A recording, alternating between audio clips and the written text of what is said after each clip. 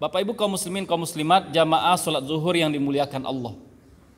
Ada sebuah hadis Nabi sallallahu alaihi wasallam yang kita sering dengar atau mungkin semua kita sudah hafal. Hadisnya singkat, maknanya padat. Man la yarham la yurham. Siapa yang tidak menyayangi, dia tidak akan disayangi. Ada asbabul wurud atau sebab menarik dari munculnya hadis Nabi SAW ini. Ketika Nabi sedang duduk bersama para sahabat dan kebetulan ketika itu ada cucu beliau bersama Nabi, yaitu Hasan bin Ali. Ketika sedang duduk dan ada Hasan bin Ali, tiba-tiba Hasan dicium sebagai bentuk rasa kasih sayang oleh Nabi SAW. Dan kebetulan di majelis itu juga hadir seseorang yang namanya Aqra bin Habis dari Bani Tamim. Dan kebetulan Aqra ini baru saja masuk Islam. Belum lama beliau menyatakan keislaman. Beliau heran melihat Nabi mencium seorang anak kecil, mencium cucu beliau. Maka Aqra tiba-tiba berkata kepada Nabi, "Wahai Rasulullah, saya punya 10 orang anak dan tak ada satupun dari 10 anak itu yang saya cium. Tidak pernah saya mencium anak saya, meskipun saya punya 10 orang anak." Setelah mendengarkan perkataan dari Aqra ini, maka keluarlah sabda Nabi tadi, "Man la yarham la yurham." Siapa yang tidak punya kasih sayang dalam dirinya, siapa yang tidak menyayangi, dia tidak akan disayangi. Ada hadis lain yang juga hampir mirip dengan ini, diriwayatkan dari Sayyidah Aisyah. Sekelompok Arab Baduy yang baru saja masuk Islam datang ke Madinah, dan ketika bertemu dengan Nabi, mereka bertanya kepada Nabi, "Hal tuqabbiluna abna'akum? Hal tuqabbiluna sibyanakum?" Apakah kalian mencium anak-anak kalian? Apakah kalian cium anak-anak kalian sebagai bentuk dari kasih sayang kalian? Maka dijawab oleh Nabi, "Naam, benar, kami cium anak-anak kami sebagai bentuk rasa kasih sayang." Orang Arab Baduy tadi kembali mengatakan, "Kami tidak pernah mencium anak-anak kami." Kemudian kata Nabi SAW, "Saya tidak bisa apa-apa seandainya nanti Allah cabut rasa kasih sayang dalam hati kalian." Bapak Ibu kaum muslimin kaum muslimat jamaah salat zuhur yang dimuliakan Allah. Jika kita membaca dalam sirah Nabi SAW, kita akan mendapati bahwa begitu besar kasih sayang Nabi SAW. Cakupan kasih sayang beliau sangat besar. Dalam hadis tadi disebutkan kasih sayang kepada anak-anak. Jika kita lihat kasih sayang beliau sangat umum. Kepada binatang ada bentuk kasih sayang Nabi. Kepada orang yang lebih besar ada kasih sayang Nabi. Kepada orang yang sama besar ada kasih sayang Nabi. Bahkan yang lebih luar biasa, kepada orang yang bersalah, kepada orang kafir yang tidak muslim pun Nabi punya kasih sayang. Kita baca misalnya Al-Quran. Begitu banyak ayat-ayat Al-Quran yang berbicara tentang besarnya kasih sayang Nabi. Di antara ayat yang terkenal ada surat Ali Imran. "Fabima rahmatim minallahi lintalahum walau kunta fazzan ghalizal qalbi lanfaddu min haulik fa'fu anhum wastaghfir lahum wasyawirhum fil amr fa idza azamta fatawakkal 'ala Allah innallaha yuhibbul mutawakkilin." Ayat ini berbicara tentang perang Uhud. Dikarenakan kasih sayang Allah kepada engkau wahai Muhammad, engkau bisa bersikap lemah lembut kepada mereka, bersifat penuh kasih sayang kepada mereka. Jika engkau kasar kepada mereka, mereka akan kabur, mereka akan lari, tidak mau berbicara dengan engkau, tidak mau berkumpul dengan engkau. Ayat ini berbicara tentang perang Uhud. Seperti yang kita ketahui bersama, dalam perang Uhud Nabi amanahkan beberapa orang untuk tetap berada di atas bukit. Apapun yang terjadi mereka nggak boleh pindah, nggak boleh beranjak. Tapi mereka justru melanggar perintah Nabi. Mereka turun dari bukit, turun dari gunung. Akhirnya umat Islam diserang oleh orang kafir. 70 orang penghafal Quran meninggal dalam perang Uhud. Tapi ayat ini berkata kepada Nabi, "Fa'fu anhum wastaghfir lahum." Tetap berikan maaf kepada mereka, tetap mohonkan ampun kepada mereka. Itu perintah Allah kepada Nabi sebagai bentuk kasih sayang. Meskipun sudah khilaf, meskipun sudah salah, sebagai bentuk kasih sayang tetap diberikan maaf, tetap dimohonkan ampun untuk mereka kepada Allah. Kemudian kita lihat lagi misalnya dalam surat At-Taubah.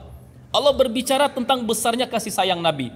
Laqad ja'akum rasulun min anfusikum azizun 'alaihi ma anittum harisun 'alaikum bil mu'minina raufur rahim. Sungguh kata Allah, datang kepada kalian seorang rasul yang begitu berat bagi dia apa yang menyakiti kalian. Ketika kalian susah, ketika kalian sulit, rasul itu serasa menderita. Harisun 'alaikum, beliau sangat ingin terhadap hal-hal yang bermanfaat bagi kalian. Beliau sangat berharap hidayah untuk kalian. Bil mu'minina raufur rahim. Dan kepada orang-orang beriman, Rasul itu begitu cinta, begitu besar kasih sayang.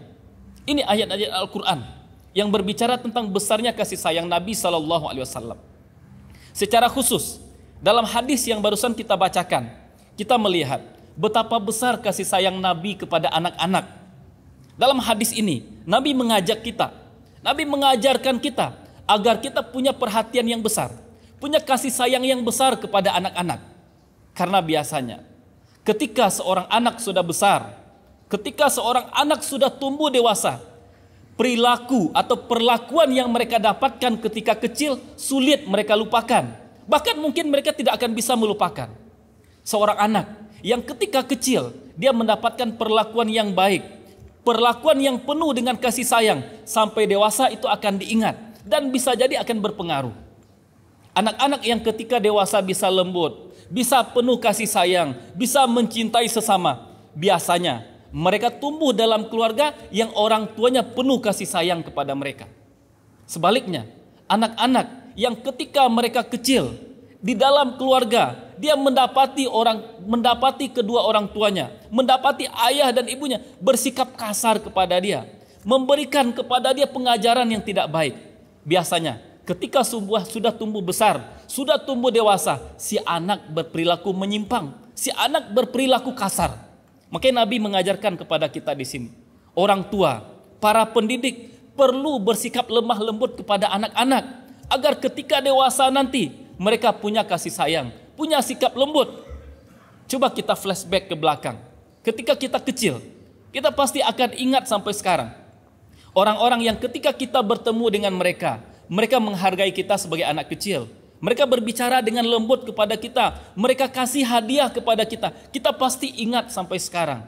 Sebaliknya, ketika kita kecil, kita juga akan ingat sampai sekarang. Siapa yang kata-katanya kasar kepada kita. Siapa yang ketika kita sedang bermain di masjid berlari-lari, dikasari oleh mereka. Diungkapkan kepada kita kata-kata yang tidak baik. Akan kita ingat sampai dewasa.